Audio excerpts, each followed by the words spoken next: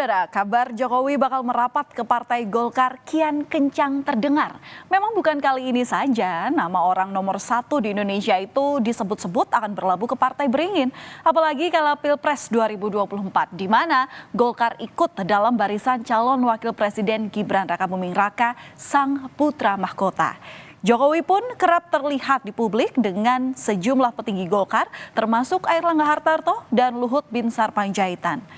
Di tengah isu keretakan hubungannya dengan PDI Perjuangan, apakah kemudian Jokowi akan melempar jangkar dan mendaratkannya di Partai Golkar? Saudara, kasak-kusuk kedekatan Jokowi dengan Golkar makin santer. Berada di dalam koalisi pemerintahan Jokowi, Ketua Umum Partai Golkar Airlangga Hartarto sering terlihat bersama dengan Presiden. Salah satunya saat Jokowi dan Airlangga makan bersama pada awal Januari lalu di Istana Bogor, Jawa Barat. Airlangga menyebut bahwa keduanya membahas soal pertumbuhan ekonomi Indonesia dan tentu saja mengenai Pilpres. Dan baru-baru ini wartawan memberondong pertanyaan kepada Jokowi soal isu dirinya bakal merapat ke Golkar. Jokowi hanya menjawab singkat dengan kelakar. Sementara sebelumnya Airlangga menyebutkan sebagai tokoh nasional Jokowi milik semua partai politik.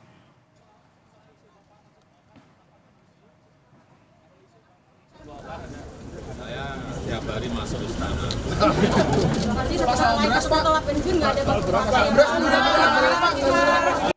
Soal isu Pak Jokowi ke Golkar gimana Pak? Apa Baik, bagus-bagus saja. bagus? Tapi ada perbincangan serius soal itu Pak Jokowi ke Golkar memang. Pak Jokowi kan tokoh nasional, jadi dia milik semua partai. Tapi karena secara formal kan masih PDI. Beliau kan tokoh, seperti saya katakan, tokoh nasional, ya dimiliki oleh semua partai. Gelangkat lain yang dapat kita baca dari sang presiden adalah dari penggunaan dasi berwarna kuning yang sempat digunakan saat hendak bertolak ke Tokyo untuk kunjungan kerja pada 16 Desember lalu. Padahal sebelumnya Jokowi ini sering mengenakan dasi berwarna merah. Dasi presiden ini memancing tanda tanya karena warnanya khas dengan Partai Golkar. Dan dasi ini dikenakan saat isu keretakan hubungan Jokowi dengan PDI Perjuangan memanas kala itu. Jokowi tak memberi jawaban jelas saat ditanya soal arti penggunaan dasi kuningnya. Meski kemudian Menteri Sekretaris Negara Pratikno menyebut jika Presiden Joko Widodo menggunakan dasi warna kuning karena saat itu dirinya kesulitan mencari dasi. Lain lagi dengan Airlangga yang melihat Jokowi ternyata terlihat nyaman dengan Partai Golkar. Ada maknanya Pak, masa nggak tahu? Ya, Pak Jokowi sudah pakai dasi kuning. Gibran. Pak Jokowi sudah nyaman. Mas Gibran kemarin hadir di acara AMPI di Manado.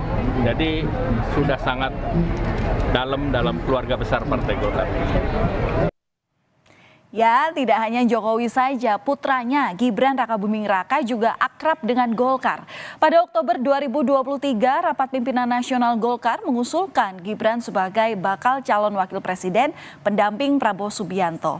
Gibran pun mengapresiasi keputusan Rapimnas Partai Golkar yang digelar di Jakarta. Terima kasih kepada keluarga besar Golkar. Saya sangat mengapresiasi hasil Rapimnas pada siang hari ini.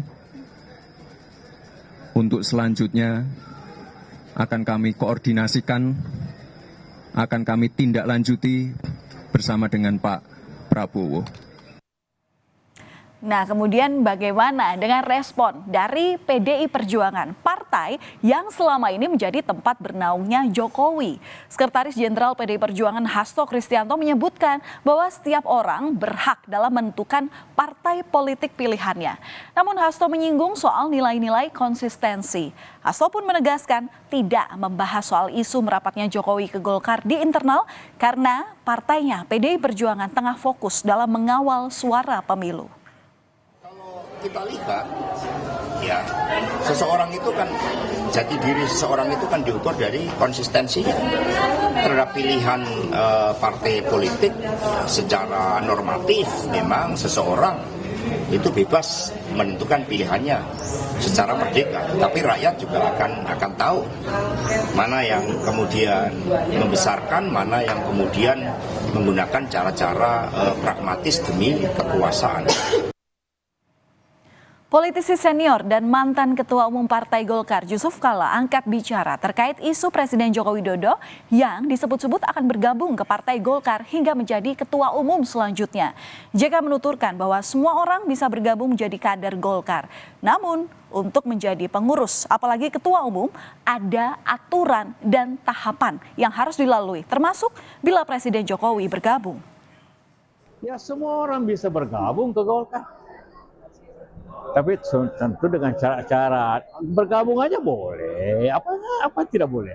Menurut Bapak berarti Pak Jokowi tapi cocok ya Pak masuk Partai Golkar secara karakteristik begitu yang Pak JK. Semua orang bisa, kamu juga bisa. Saya juga bisa Pak. Hah? Boleh, tapi untuk jadi pengurus ada aturannya. Kalau untuk jadi ketua atau jadi apa harus minimum 5 tahun, harus menjadi pengurus.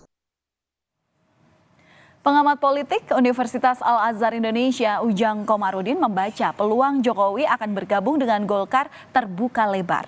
Semua bergantung pada pelaksanaan musyawarah nasional atau Munas luar biasa Partai Golkar. Ujang melihat sejumlah skema cara Jokowi masuk ke dalam Golkar. Apakah Jokowi ini akan menempati posisi tertentu atau hanya sebagai kader? Namun yang jelas Jokowi dinilai membutuhkan Golkar sebagai kendaraan politiknya. Jadi soal nanti Jokowi skemanya seperti apa, kita lihat saja dinamikanya. Dan kelihatannya memang akan ke Golkar, berlabuh ke Golkar sebagai jembatan perahu ya, rumah untuk masa depan politik dia dengan Gibran. Karena bagaimanapun Gibran kan katakan akan dilantik menjadi wakil presiden, maka butuh kendaraan, butuh tempat, butuh rumah. Ya rumahnya itu bisa jadi Golkar nanti bersama-sama Pak Jokowi begitu. Saudara, proses penghitungan suara pemilu 2024 masih berlangsung di KPU.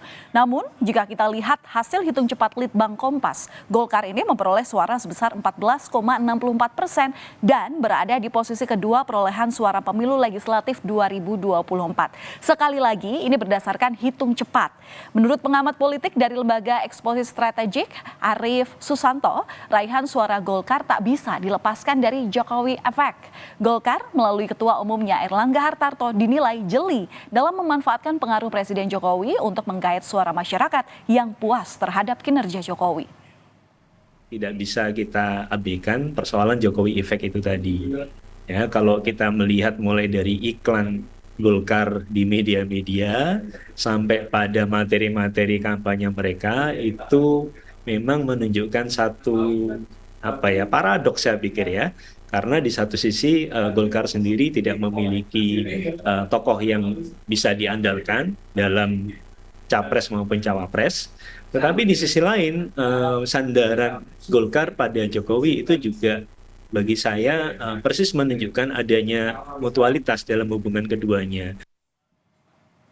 Saudara, hanya kelakar yang Jokowi berikan saat ditanya mengenai isu dirinya merapat ke Partai Beringin. Apakah artinya iya atau tidak? Ya, belum ada jawaban yang jelas dari Jokowi sendiri.